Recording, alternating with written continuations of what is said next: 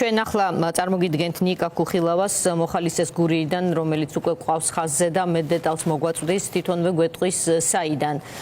საღამოშიდობისა ნიკა, შეგიძლიათ გითხრათ სათხართ, რა ვითარებაა, რა გააკეთეთ დღეს უახლოეს საათებში, ვის დაეხმარეთ და კიდევ რამდენი ადამიანია თქვენს თვალსაჩინოში, ვისაც სჭირდება დახმარება და რასაც ვერ ახერხებთ. საღამოშიდობისა, ეხლა კონკრეტულად ვიყოფებით ოზურგეთში. ეს ცენტრალურ გამზირზე ვართ და მცირე წლოვანი ბავშვები ყავს, მარტოხელა არის დედა. და საკვები პროდუქცია არ აქვს და არც წამლები და ეხლა შეძლებს დაგვარად მივდივართ გურამიშვილის ქუჩაზე. და შემდეგ უნდა წავიდეთ ნატანებში, სადაც ასევე ჩვილი ბავშვი არის 7 თვის და არ აქვს საკვები პროდუქცია. ყველაფერი შევიძინეთ, ყველაფერი შეგროვდა.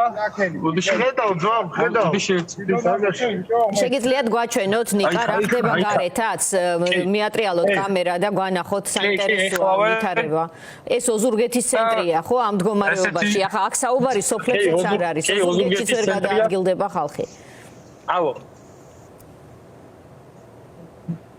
დიახ, თუ მოდი შეგხვდეთ, ახლა უკვე გვესმის, გითხარით, აღვიწერეთ თან სიტუაცია, კადრსაც ვხედავთ, მაგრამ თქვენი კომენტარით ეს უფრო ახმადი იქნება, თუ შეიძლება მოგვიყევით. ბატონო, მივდივართ ეხა მარტოხელა დედასთან, რომელიც 3 შვილთან ერთად ცხოვრობს მარტო და არ აქვს საკვები პროდუქცია. მივდივართ გურამიშვილის ქუჩაზე.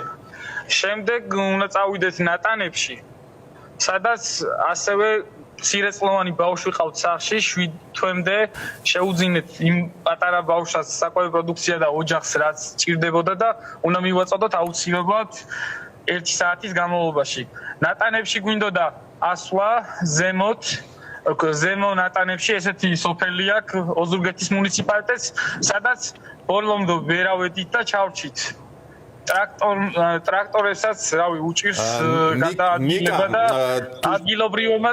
დიახ, თუ შეიძლება აი ასეთი შეკითხვა, ეხლა თქვენ გისმენენ სახელმწიფო სტრუქტურებიც იმედი გვაქვს და ოდიში გესმით დიახ, აი თქვენ გისმენთ ჩვენი აუდიტორია მოსახლეობა და მათ შორის სახელმწიფო სტრუქტურებიც უნდა გისმენდნენ ახლა რა ძირითად საკითხებს გამოკვეთდით თქვენ აი სად არის ახლა ყველაზე მნიშვნელოვანი და აუცილებელი რა ნაბიჯების გადადგმა საჭირო შესაბამისი სტრუქტურების მხრიდან შეგიძლიათ აი ეს გამოყოთ ეს მთავარი საკითხები ახლა რაც თქვენი თვალით ნახეთ დღეს რაც ჩვენი თვალით ვიხილეთ სამი ახალგაზრდა ვართ ადგილობრივები ერთი ჩამოვიდა ფოთიდან აი ჩვენ რასაც უყურებთ დღეს აი ხალხი გამოდიოდა ისეთი მანქანებით და ისეთი ეკიპირებით რომელი ეკიპირებითაც ანუ ფიზიკურად შანსი არ გაქვს რომ ებრძოლოს სტიქიას და ჩემი თხოვნა იქნება ვისაც